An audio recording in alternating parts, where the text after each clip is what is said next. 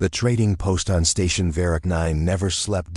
It hummed at all hours with the kind of noise that had no single source, 1,000 conversations bleeding into one another. The clatter of alien kitchenware, the low drone of ventilation cycling recycled air through corridors that smelled of grease and something burnt and something sweet and something that had no name in any human language. Neon strips of blue and amber ran along the ceiling in crooked lines, some flickering, some dead. The floor was dark metal, scuffed by the boots and claws and suction pads of 100 different species, passing through every single day. It was not a beautiful place, but it was alive in the way that only Crossroads could be, loud, complicated, and indifferent to whoever had just walked through its doors. Marcus Hawley noticed the indifference the moment he stepped inside. Then the indifference noticed him. It happened in stages, the way a ripple moves outward from a stone dropped in still water. First the table nearest the entrance went quiet, then the one beside it. Then the long communal bench where a cluster of Grethany merchants had been arguing loudly about cargo tax rates. Their argument stopped mid-sentence. 3 sets of eyes, 2 on the face, one mounted on a flexible stalk at the shoulder, turned toward the doorway. Toward him, toward the small hand he was holding. His daughter, Eli, was 7 years old and approximately 4 feet tall, and she processed the sudden silence the way only a 7-year-old could, by tightening her grip on his fingers and pressing her chin upward as if daring the ceiling to comment. "They're staring," she said, at a volume that was not remotely a whisper. "I know," Marcus said quietly. "Is it because we're human?" "Probably. Should I stare back?" He almost smiled. "No, sweetheart. Come on." He guided her forward through the tables, moving at a pace that was neither rushed nor slow. He had learned, over years of traveling in sectors where humans were rare, that the wrong pace gave people the wrong idea. Move too fast and you looked afraid. Move too slow and you looked like you were making a point. A steady, calm walk said only one thing: "I am here. I have every right to be here, and I would very much like to sit down." He found a table near the back wall. 2 seats, small, partly hidden behind a support pillar. He helped Eli climb onto the taller seat, checked that her feet could reach the bar below so she wouldn't dangle uncomfortably, and then sat down himself and picked up the menu board without making eye contact with anyone. Around them, conversation had slowly resumed, but quieter now, thinned out. He could feel attention without seeing it, the particular weight of eyes that hadn't quite looked away. Eli was reading the menu with extreme seriousness. "What is a grell broth?" she asked. "Something neither of us is ordering. What about these? They look like noodles." "Those are probably noodles. Probably. Order them," he said. "Live dangerously." She considered this. "I want the safe noodles." He flagged down the nearest staff member with a small raised hand. Not a wave, not a demand, just a gentle signal. The kind of gesture designed to be easy to ignore if the person it was aimed at preferred not to approach. The person it was aimed at did not ignore it. She came, but she came the way a small animal approaches something uncertain. Each step deliberate, each moment measured against the possibility of needing to retreat. She was Valhari, a species Marcus recognized from the outer sectors, slight-framed, with gray skin that shifted to a faint lavender at the joints, 4 fingers on each hand, and eyes that were large and dark and built for low-light environments. Her uniform was the dark green of station staff, with a small embroidered number at the chest. It was clean, but worn at the cuffs. Her hands were shaking, not slightly. Not in the way hands shook from cold or from carrying something heavy. They shook the way a person shakes when the fear inside them has been running so long that it has become part of their resting state. Constant background, invisible to her now probably. Just the way her body had learned to exist. The tray in her hands rattled softly with each step. Her name tag read Sierra. She stopped at their table and opened her mouth, and what came out was a rehearsed phrase, the kind worn smooth from repetition, spoken without thought. "Welcome to Varrock 9 Refueling Station. Today's available selections." The tray tilted. It was not a large tilt. It was the kind that, on a different day, with steadier hands, would have meant nothing. A simple correction, a quick adjustment, the tray level again. But her hands were not steady. The tall glass on the left side of the tray slid.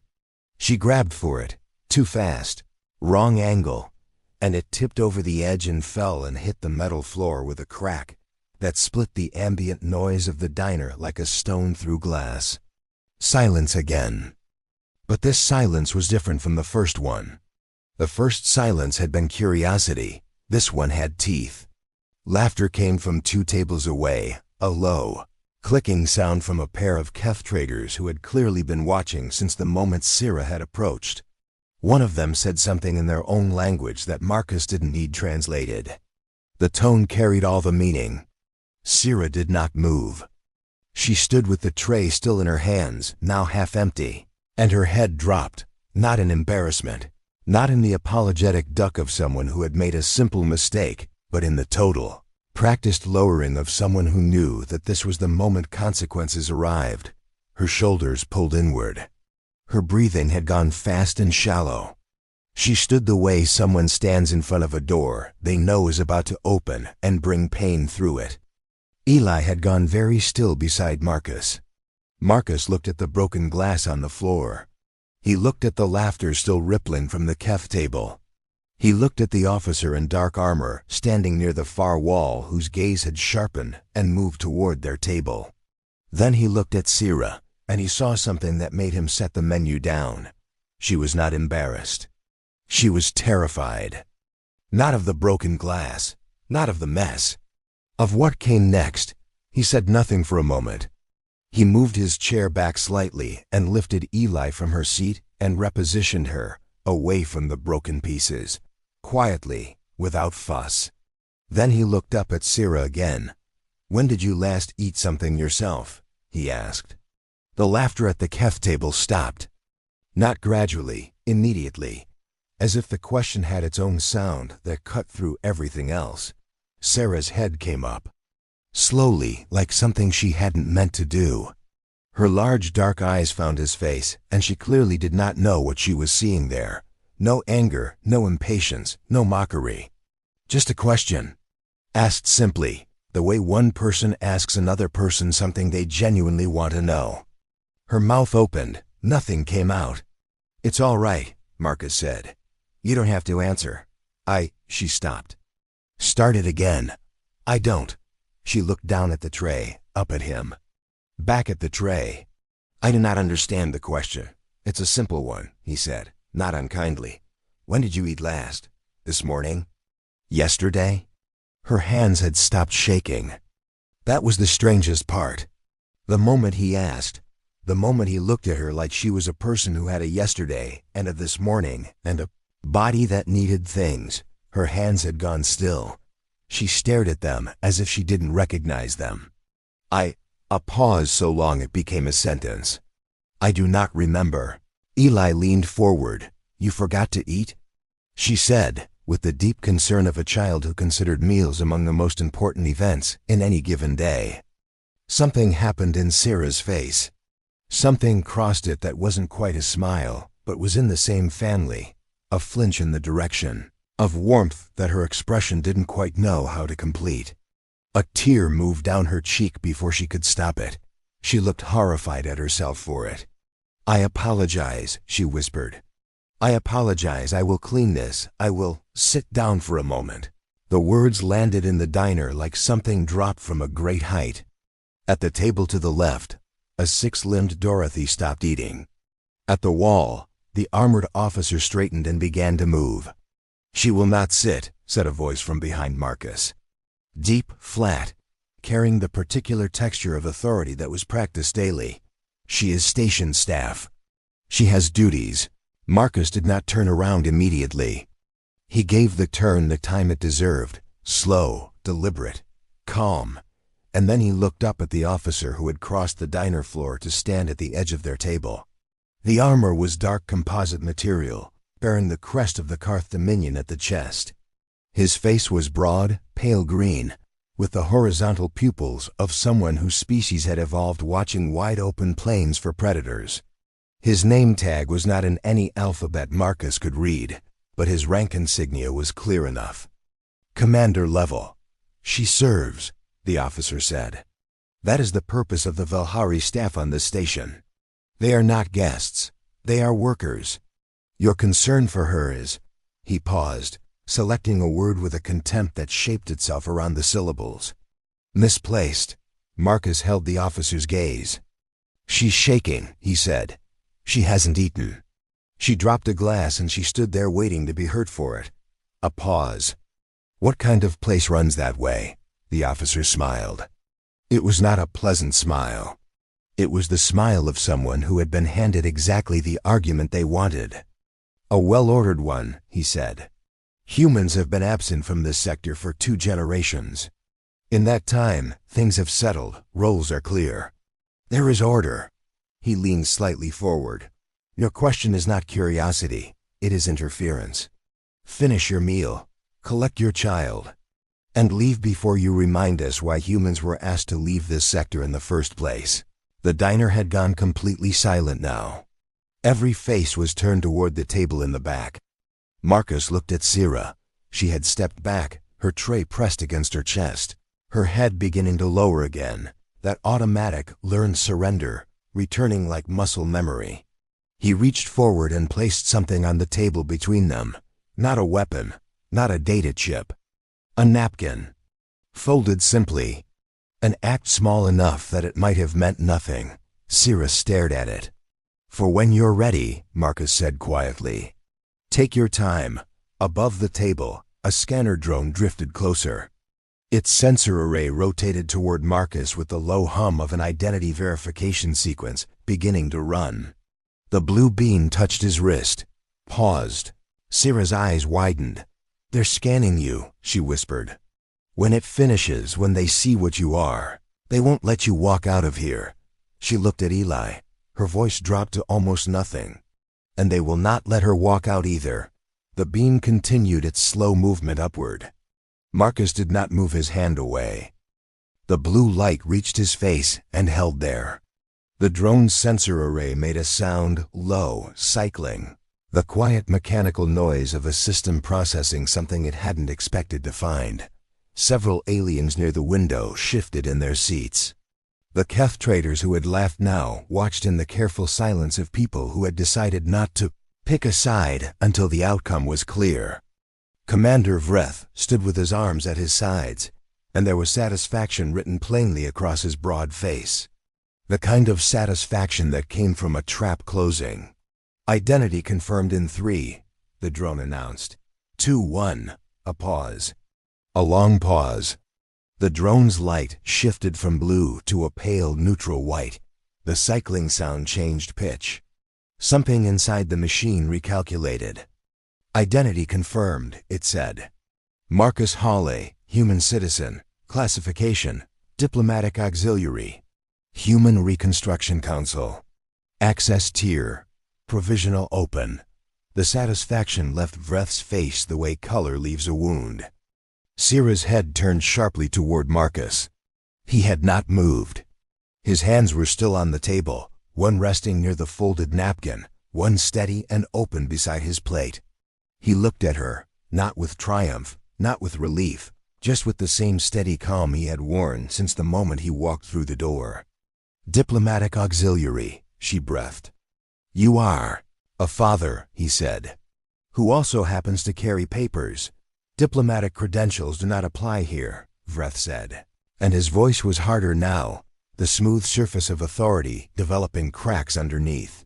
This station operates under Karth Dominion jurisdiction. Human institutional titles carry no weight in Dominion space. You are still subject to local processing. Is that right? Marcus said. It was not quite a question. He reached toward the inside of his jacket. Slowly, with the deliberate transparency of someone who knew that every eye in the room was watching every centimeter of movement, and withdrew a small disc, flat and dark, no larger than his palm. He set it on the table beside the napkin. I'd like to make a call, he said. Vreth took one step forward. You will not. The disc activated. It didn't make much noise. A soft tone, like a single note struck on a glass instrument, that lasted only a second before fading. But it broadcast on 17 frequencies simultaneously across the station's internal COM network and on 2 external channels that reached past the station's own signal range into the open black beyond its hull. For 4 seconds, nothing happened. Then the station's lights dipped. Every light, simultaneously, all through Varrock 9, dropping to half brightness for exactly 1 second before returning to full. Everyone in the diner looked up. Then the windows lit up. It was not an explosion. It was not a weapons discharge. It was light, clean, white, steady light, the kind emitted by a large vessel dropping from low-speed transit into holding position.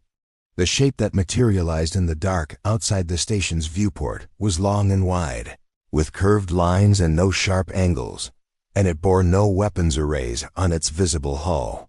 What it bore instead, painted in white against its dark exterior in 17 different languages, were 2 words. Human relief. Sarah's hand went to her mouth. Around her, the diner erupted, not into panic, but into the particular chaos of a crowd that has been frightened and doesn't know whether to run or stand still. Chairs scraped back. Voices rose and fell over each other.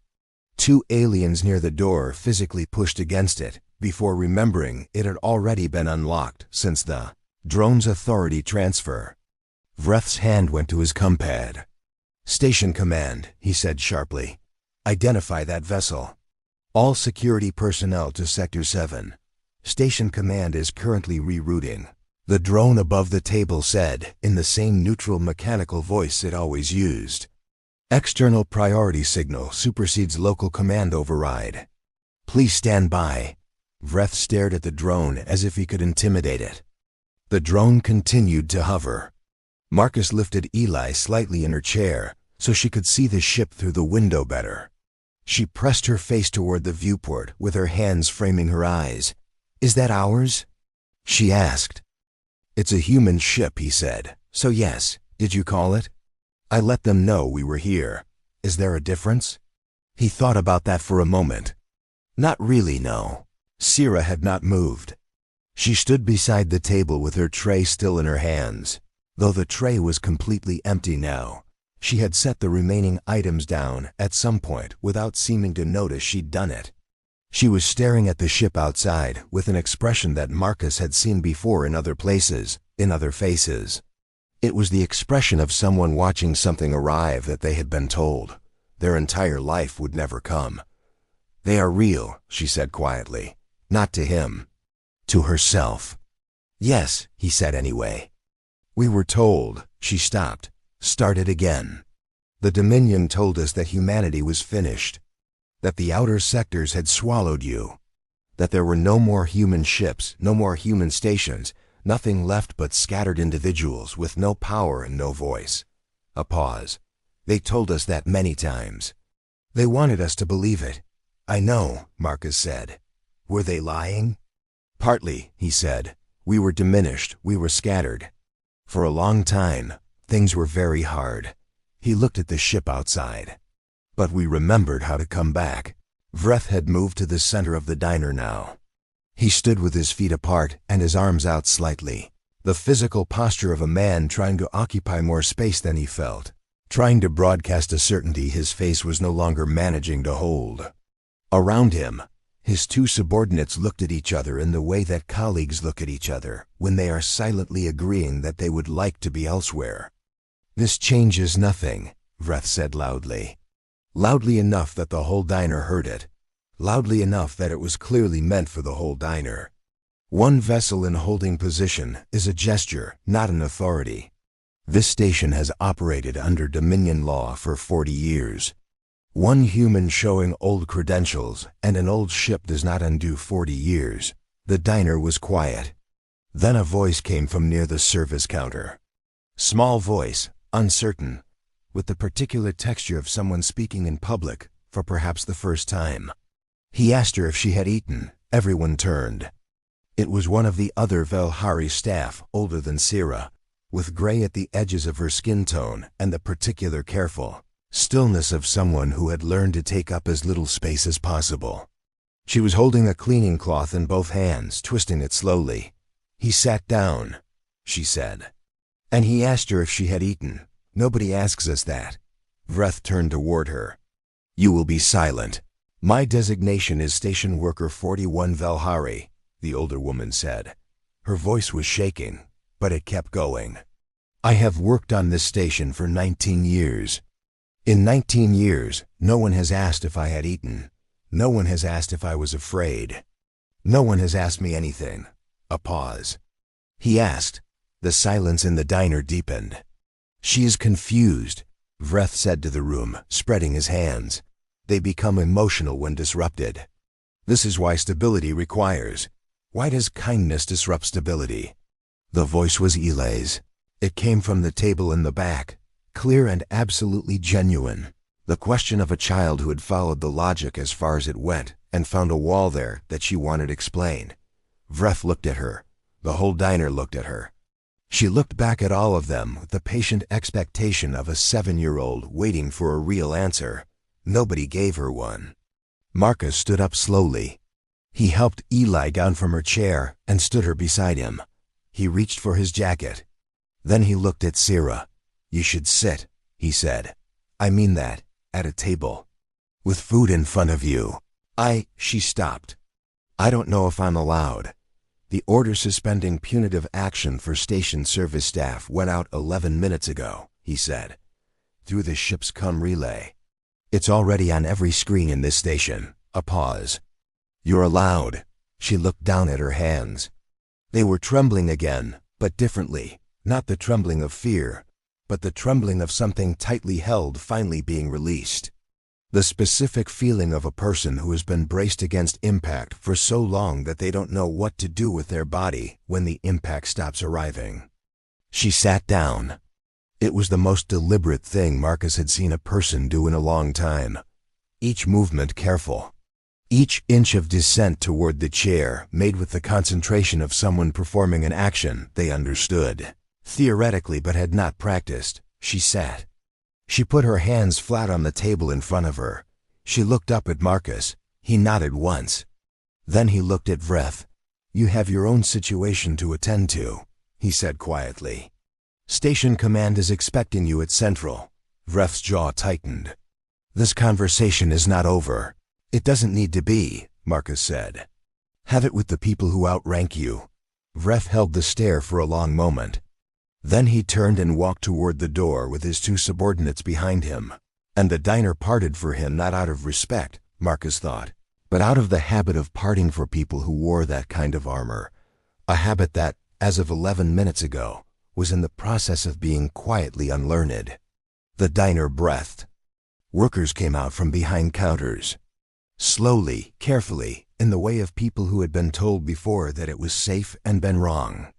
They came in 1s and 2s and stood in the open floor of the diner and looked around at the space they were, standing in as if measuring it for the first time. Eli walked to Sira's table. She climbed up onto the seat across from her without being invited, in the way that only children can make seem completely natural, and she put her chin in her hands and looked at Sira with the full, uncomplicated attention that children give to things they find genuinely interesting. "Does it feel different?"